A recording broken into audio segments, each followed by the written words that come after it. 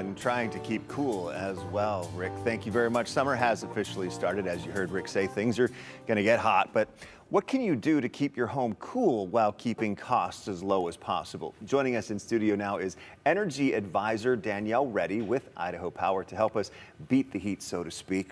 Welcome, Danielle, first of all. So first of all, what advice does Idaho Power have for people to keep a little bit cooler without adding too much cost? Sure. Well, there are many things you can do around the house. The first thing is to use a fan. So using your ceiling fan or box fans, it can help you feel up to 4 degrees cooler.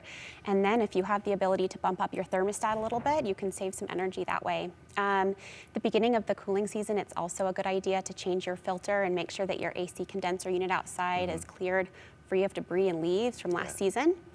You can also make sure that all of your cooking that you do is brought outside, like use the barbecue grill, or think smallest appliance for the job. Interesting, when you talk about putting on a fan, like a ceiling fan or something like that, those really only make people feel cooler. Those don't cool down a room, True. though, right? So if you leave it on when you're not home, you're still paying for the electricity. Yeah, so I mean, they're very energy efficient, but you're right. You don't want to leave them on when you leave the room because it's cooling you, not the temperature. Now, we heard that the U.S. Department of Energy suggested that people leave their thermostats at like 78 degrees during the day and maybe even turn them up to like 82 when they go to bed. For some people, though, that would just not be comfortable. What do you recommend people do with their thermostats in order to save a little bit of cash in the hottest times of year? Well, typically heating and cooling is the largest portion of our bill, right? So that's a great place to start on energy savings. But you really have to balance comfort and budget. So I try to tell you just each degree that you are able to adjust the thermostat up during the summer can save you 2 to 3% on your cooling costs. That much? It's really up to you based on your comfort and budget. But the less you can use it, or the higher the temperature in the summer, the more you can save.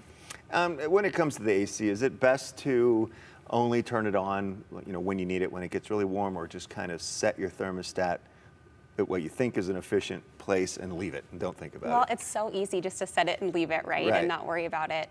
But if you do adjust it, we talked about how that's the biggest portion of your bill. So typically, if you're able to adjust it even for a short period of time, that saves or conserves energy. Is it a bad idea, like if nobody's at home during the day, they're working, say, is it a bad idea to crank up the temperature in your house, 7, 8 degrees and then try to cool it back down when you get back home? Does that use more energy? So it depends on the age of your unit. So that's a tricky question. If you have concerns or questions about your bill, you can always look online at My Account and take a look at your usage. Some of the older thermostats or cooling systems have a hard time if you do that, and it'll basically use more electricity right when you pump it up, or it'll sometimes freeze. So the newer units wouldn't probably be a problem, but some of the older ones it could be. So for those ones, you're not going to want to make a huge gap.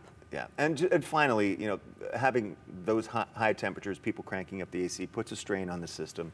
What can people do so that we don't have to get into a situation like in California with rolling blackouts and things like that? Well, first of all, we don't have any concerns at this time or plans for that. So we don't plan to have any issues providing the power that we need this summer. So. But I mean, thinking about those hot days, that's also typically when you have the highest cost for energy. So if you can conserve electricity, kind of the ways we talked about, or you can take a look at our website, idahopower.com/save. We have additional tips. It's a great time to conserve. And if you do want to lessen your energy use when everyone else is using it, that's typically the late afternoons, early evenings is when we see the highest usage. And also look in your mailbox. You should be getting one of those letters soon that asks if you want to join the AC Cool Credit? The AC Cool Credit program. Right? Yeah, so we do have a program. You can save an extra $20 on your energy bill throughout the summer if you get an AC Cool Credit program enrollment, which means basically we would install a device on your AC unit, and typically a couple times a year we'll basically decrease the amount of energy your AC unit will use during peak demand times. That's a great way to help the grid as well and save some money. But not on weekends. Not on weekends or holidays. You got it. Danielle, thank you for some great information and great advice. Appreciate it. Thanks for having me. All right, and we'll be right back.